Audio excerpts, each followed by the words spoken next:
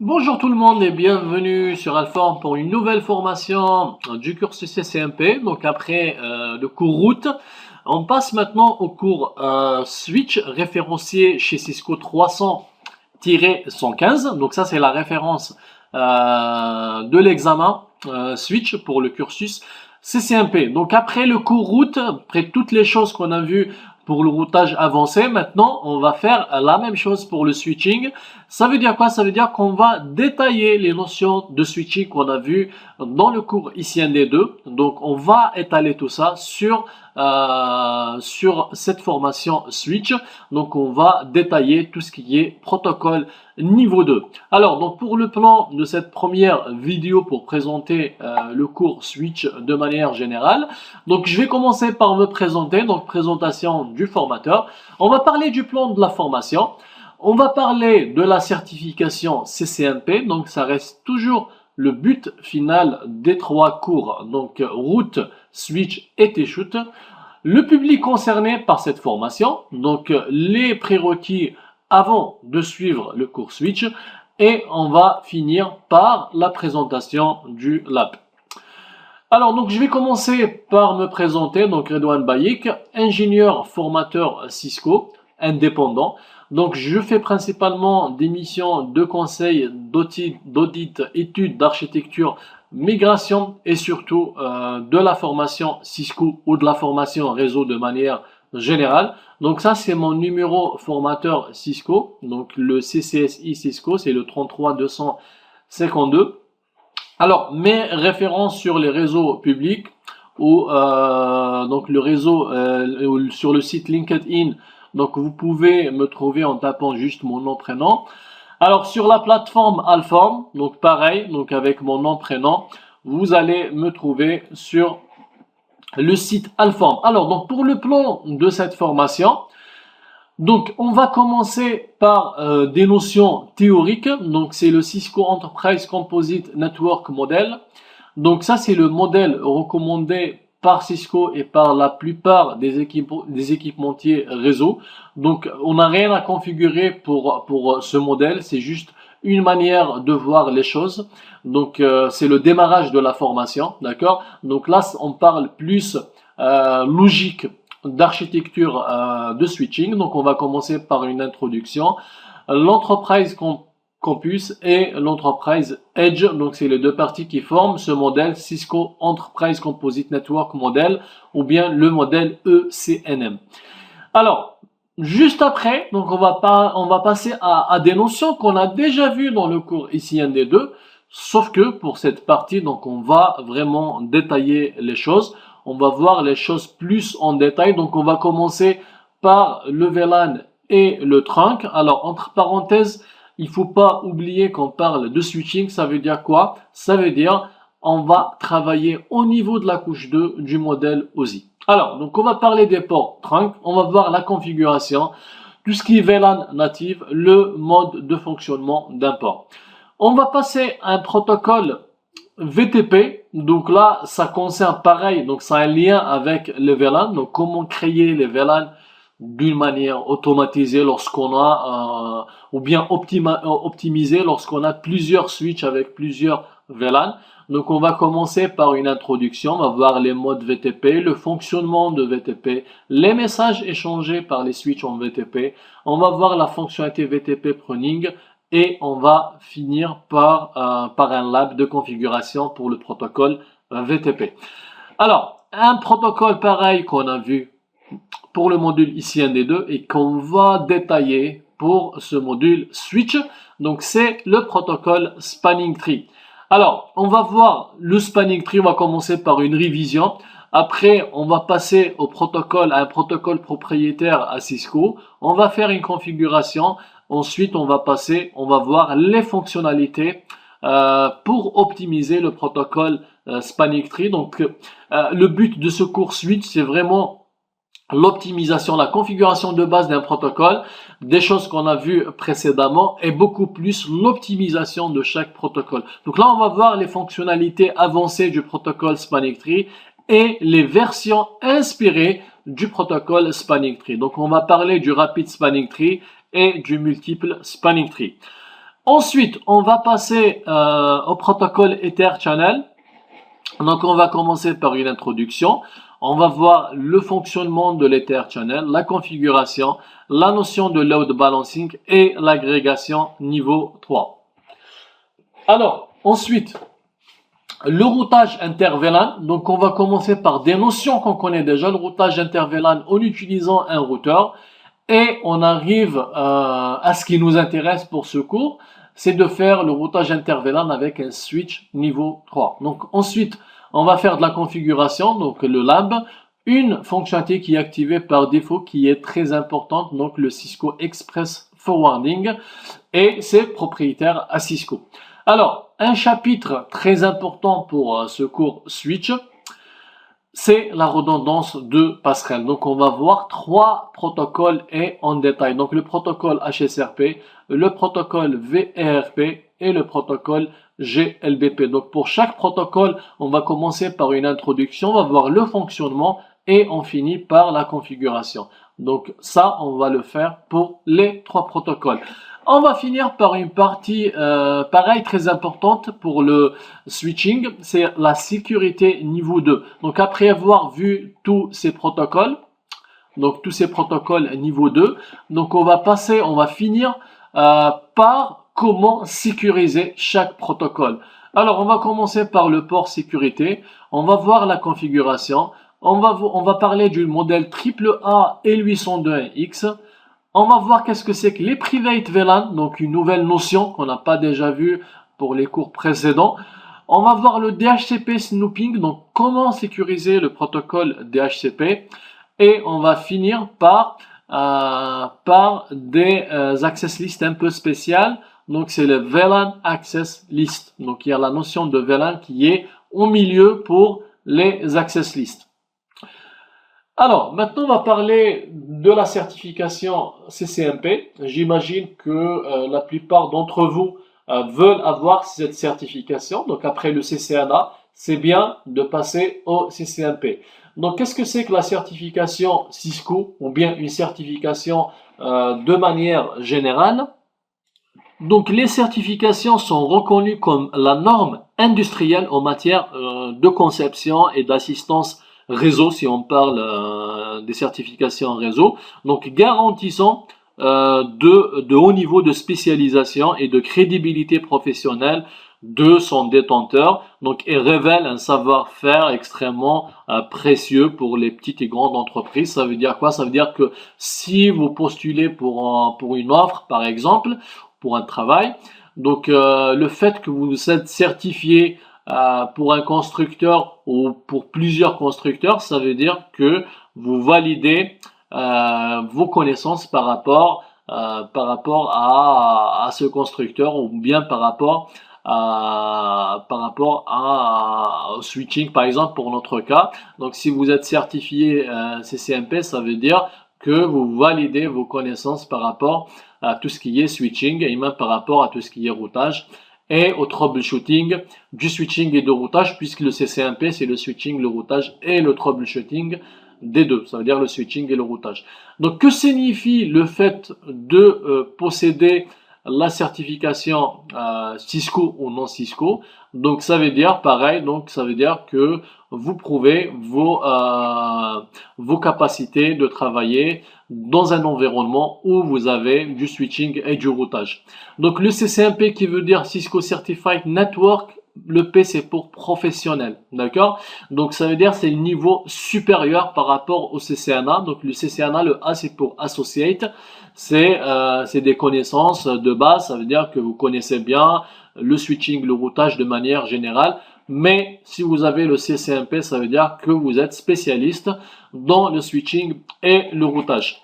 Alors, les nouveautés du CCNP, donc là, il faut savoir qu'on est passé à la version 3 pour le CCNP.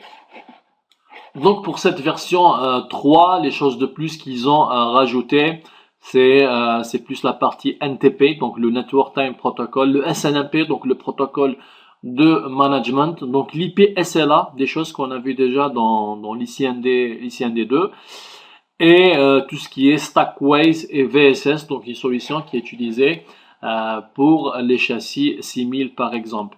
Mais sinon, en gros, donc il n'y a pas grande différence par rapport au CCNP version 2. Alors, comment obtenir la certification CCNP? Donc, c'est de la même manière pour obtenir la certification CCNA. Donc, il faut contacter un centre d'examen. Donc, c'est PersonView. Après, il y a plusieurs centres donc qui ont le PersonView, le serveur à PersonView. Donc, il faut les appeler ou les contacter sur Internet. Donc, acheter l'examen. Et après, c'est à vous de choisir. Ce qui est bien, c'est ça, c'est à vous de choisir le jour, l'heure qui vous convient pour passer la certification. Donc, vous allez sur le site de PersonView.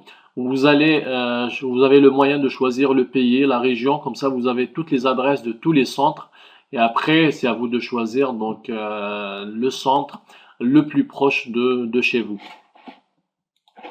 Sinon, pour tout ce qui est préparation pour l'examen, donc le mieux, c'est de faire passer les tests blancs. Donc, il y a plusieurs. Vous allez sur Internet, donc vous allez chercher les tests blancs. Donc, le mieux, c'est de voir les plus récents. Donc, après, je vais vous donner les références des sites où vous pouvez trouver les tests blancs. Donc, le mieux, le plus important, c'est de voir les questions les plus récentes parce que ça change. Donc, il y a toujours de nouvelles questions. Donc après, c'est bien d'installer GNS3 par exemple, donc l'outil qu'on va utiliser pour le cours Switch et faire le maximum, donc pratiquer le maximum, c'est très important parce qu'il y a 3 ou 4 là pendant l'examen. Donc il faut bien se préparer et après donc vous pouvez passer directement l'examen. Donc, quelles sont les connaissances couvertes dans le cours Switch?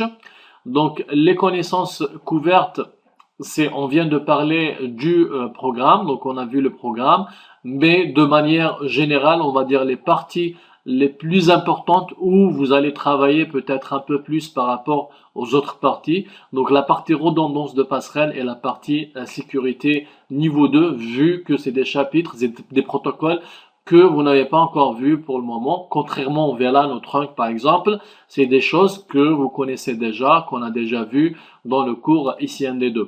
Alors, comment sont organisés les cours Cisco? Donc maintenant qu'on est personnellement, je suis au 3e cours pour la plateforme Alform.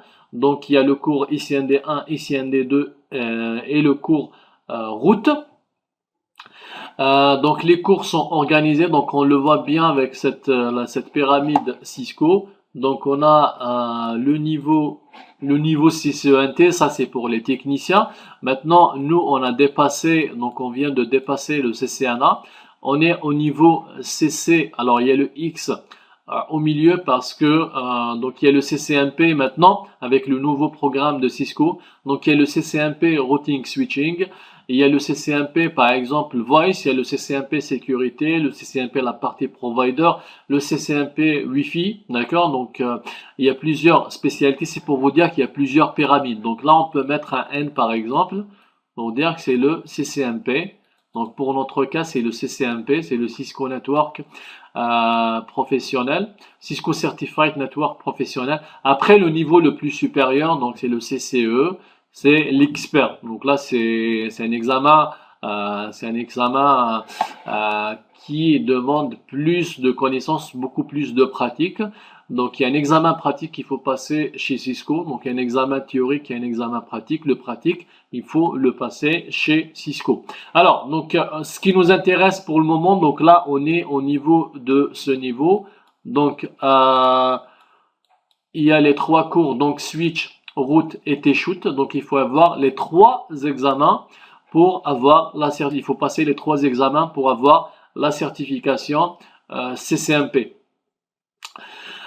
Donc de manière générale, voilà, c'est comme ça que c'est organisé les cours de Cisco. Donc il y a plusieurs pyramides.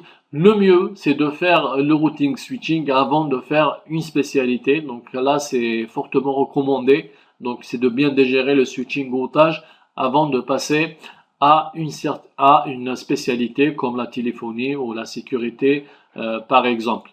Alors, le public concerné par cette formation Switch, Donc, il y a les administrateurs, donc ceux qui veulent faire de l'administration réseau pour une entreprise, par exemple. Les ingénieurs réseau, donc qui peuvent faire de l'administration, qui peuvent faire de l'intégration, du déploiement. Les gestionnaires de réseau, les ingénieurs système peut-être. Donc, il y a des entreprises où l'ingénieur il fait les deux, donc il est ingénieur système et il est ingénieur réseau. Les concepteurs réseau, donc ceux qui veulent faire de l'architecture aussi, et les gestionnaires de projet, bien qu'ils ne sont pas à 100% dans la technique, mais c'est bien toujours d'être à jour, surtout pour les nouvelles versions, par exemple, des cours, où vous allez trouver toujours les nouveaux protocoles. Donc pour un gestionnaire de projet, c'est toujours bien d'être à jour par rapport à la technique, même si il va pas forcément faire de la configuration. Alors, les connaissances requises pour ce cours, donc avant de suivre le cours Switch, c'est bien d'avoir suivi le cours ICND1 et le cours ICND2 qui sont disponibles d'ailleurs sur la plateforme Alform. Donc vous avez les deux cours, donc l'ICND1 qui est fait par Noël Mas et l'ICND2 qui est fait par moi-même. Donc vous pouvez les suivre sur la plateforme Alform, et c'est bien de passer, le mieux c'est d'avoir passé le CCNA. Ça c'est bien d'avoir passé le CCNA, d'avoir bien digéré les deux cours avant de passer au cours Switch du cursus CCNP. Alors pour les labs, donc pareil, on va utiliser toujours l'outil GNS3, donc l'outil qu'on a utilisé pour la formation route et pour la formation ICND2. Sauf que là, c'est un peu spécial. Donc, par défaut, sur GNS3, vous ne pouvez pas utiliser de switch. Là, c'est un handicap. Sauf qu'il y a une solution. Et la solution, vous allez la trouver sur le cours GNS3 présenté par Béchir Bejawi. Donc, vous allez qui est disponible pareil sur la plateforme. Donc, vous allez sur réseau, donc sur Alform, donc la partie réseau. Donc, c'est classifié par domaine. Donc vous allez sur réseau, cliquez sur réseau et vous avez tous les cours réseau. Donc vous allez trouver le cours GNS3. Donc vous allez sur la partie où ça parle des switches en GNS3. Donc je peux vous montrer ça vite fait. Voilà, donc vous allez sur cette rubrique. Donc vous allez cliquer sur découvrir plus. Donc sur réseau, donc il y a 5 cours sur réseau. Donc vous allez sur GNS3. Voilà, vous avez le cours donc présenté par Béchir Bejawi. Donc la partie switching, vous allez la trouver quelque part ici. Donc connexion à réseau avec GNS3. Voilà, donc c'est cette partie, c'est les commutateurs Ethernet IOU sous Windows. Donc il y a des fichiers qu'il faut télécharger. Donc vous allez même le faire sous Windows ou sur Linux, c'est quand vous voulez. Donc là c'est bien présenté, il vous montre comment on peut utiliser les switches sur GNS3. Donc il y a des images qu'il faut télécharger. Après il y a une petite manip à faire avant d'intégrer les switches sur GNS3. Alors, maintenant, les liens utiles pour cette formation Switch. Donc, moi, je me suis inspiré de quelques sites sur Internet.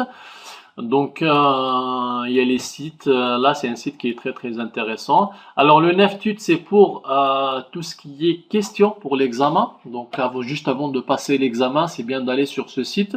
Vous allez trouver les questions les plus récentes. Donc, j'insiste, moi, toujours sur les questions les plus récentes.